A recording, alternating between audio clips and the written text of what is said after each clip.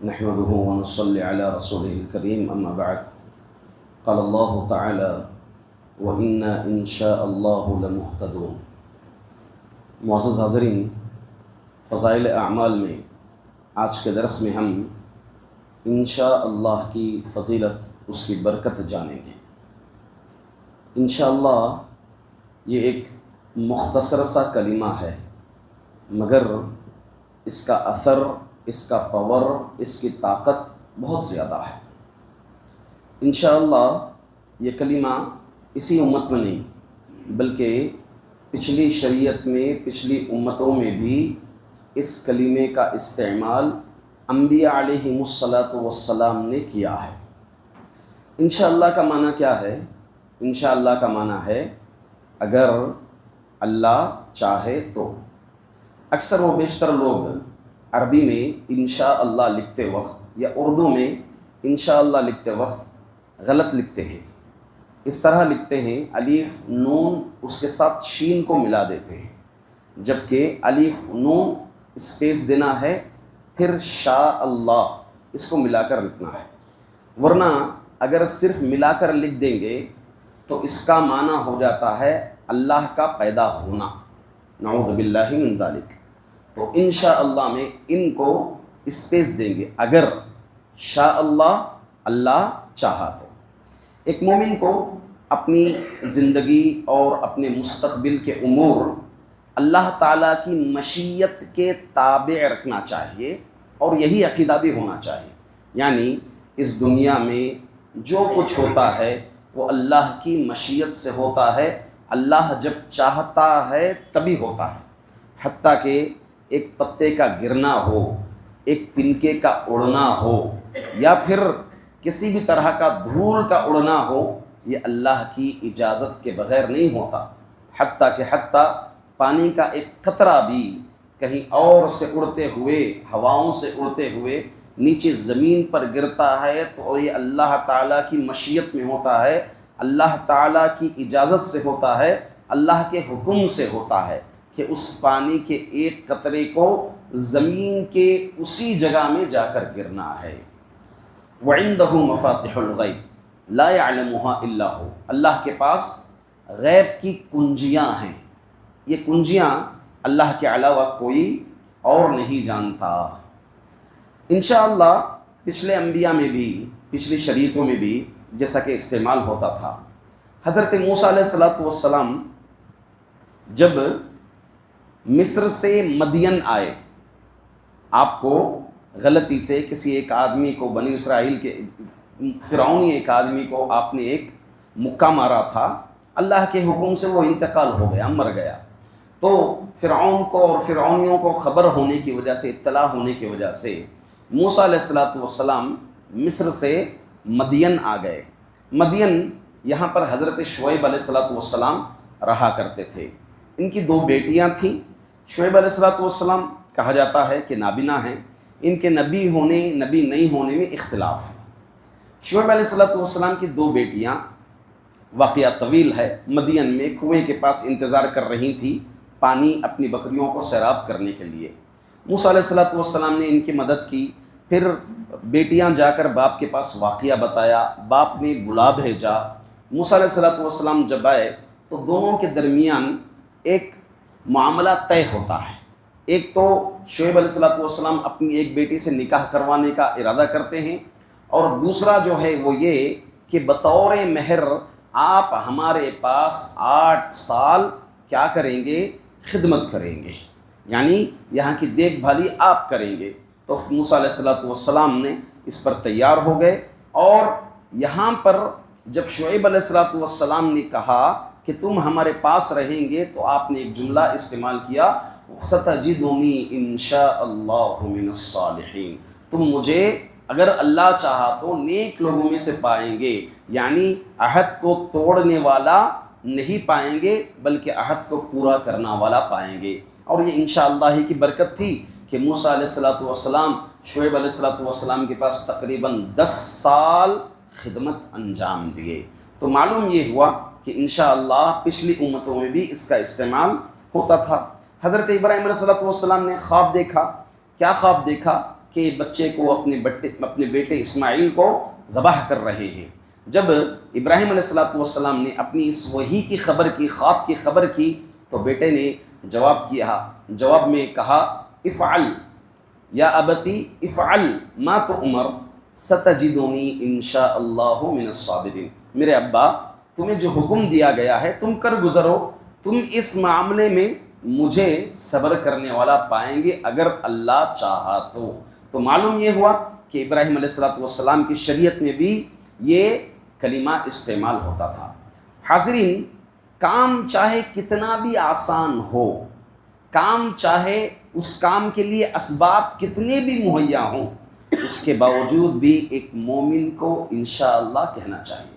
مثال کے طور پر میں گھر جانا ہے، آسان ہے، گاڑی ہے، گھر جانا ہے، بہت آسانی سے پہنچ سکتے، اس کے باوجود بھی میں انشاءاللہ گھر پہنچوں گا، یہ کہنا چاہیے ایک مومن کو۔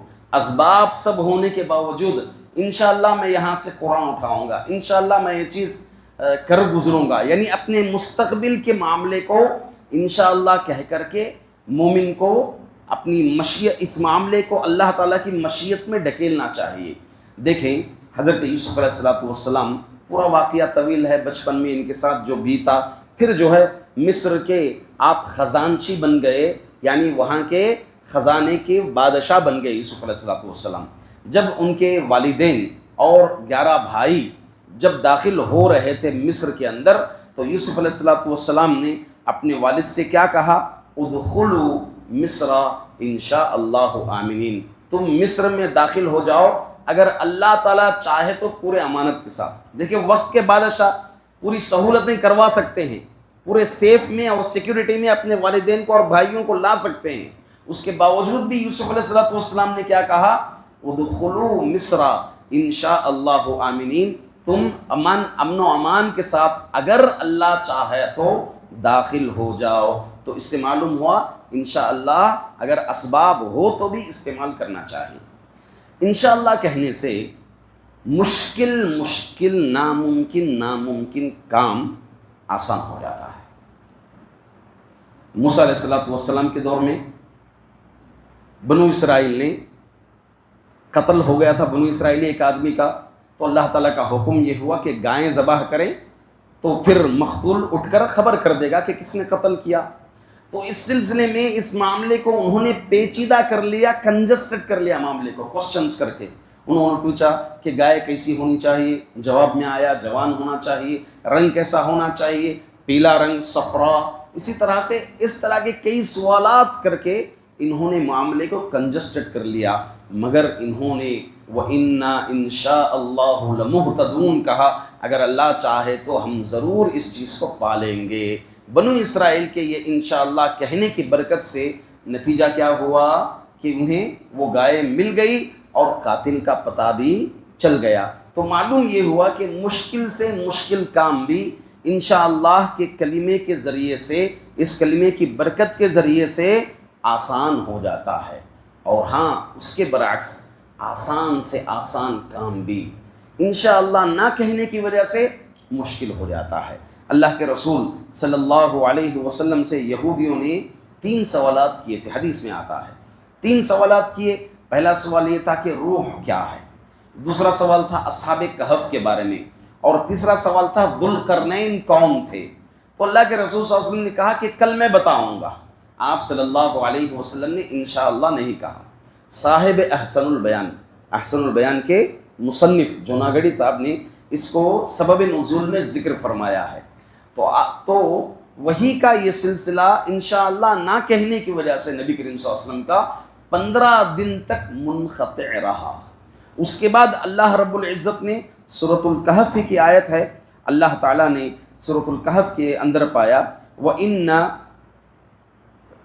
اللہ فرمایا وَلَا تَقُولَنَّ لِشَيْءٍ إِنِّي فَاعِلٌ ذَلِكَ غَدًا إِنَّا إِن شَاءَ اللَّهُ، تو تم نے ہرگز نہیں کہا کہ کل اگر اللہ چاہا تو میں جواب دوں گا۔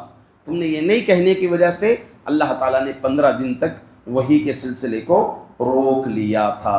اسی طرح سے حضرت سلیمان علیہ السلام کے متعلق آتا ہے، ان کی 99 تقریباً بیویاں تھیں، 99 بیویاں تھیں، ان کی 100 بیویاں تھیں، ذکر آتا ہے۔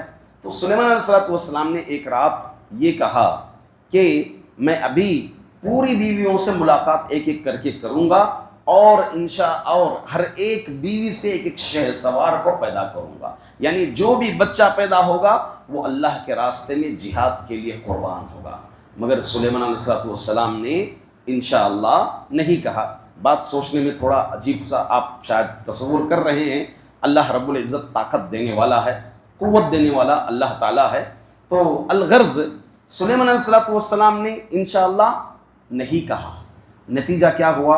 اللہ کے رسول صلی اللہ علیہ وسلم حدیث میں فرماتے ہیں وَأَيْمَ اللَّهِ، اللہ کی قسم اگر سلیمان انشاءاللہ کہتے تو پورے شہ سوار پیدا ہوتے۔ سلیمان نے انشاءاللہ نہیں کہا تو ایک بچہ پیدا ہوا، وہ بھی ناقص بچہ پیدا ہوا، آدھا بچے کا ایک ٹکڑا جو ہے پیدا ہوا ایک بچے سے، صرف انشاءاللہ نہ کہنے کی وجہ سے۔ دیکھیں آسان کام انشاءاللہ نہ کہنے کی وجہ سے مشکل ہو گیا اور ناممکن ہو گیا۔ اور ہاں، ہمیں انشاءاللہ کہنے کے باوجود بھی معاملہ اللہ کے اوپر سونپنا چاہیے۔ ایسا نہیں کہ میں تو انشاءاللہ کہا ہو جانا چاہیے، نہیں، ایسا کوئی ضروری نہیں۔ موسیٰ علیہ السلام اپنے آپ سے کہے، جب جواب میں کہا کہ سب سے زیادہ علم رکھنے والا میں ہوں، تو اللہ تعالیٰ نے موسیٰ کو حکم دیا کہ میرا ایک بندہ ہے جو تجھ سے زیادہ علم رکھتا ہے۔ وہ کون تھا؟ خضر۔ خضر کے پاس جب موسیٰ علیہ السلام علم حاصل کرنے گئے اور خضر نے جو شروط رکھے کہ میں جو بھی کارروائی کروں گا درمیان میں تم نہیں ٹوکو گے، تو موسیٰ علیہ السلام نے کہا انشاءاللہ ہاں تم مجھے صبر کرنا والا پاؤ گے، میں تمہیں نہیں ٹوکوں گا۔ مگر اس کے باوجود بھی موسیٰ علیہ السلام نے ٹوک دیا اور خضر علیہ السلام نے یہاں سے الوداع موسیٰ علیہ السلام کو کر دیا۔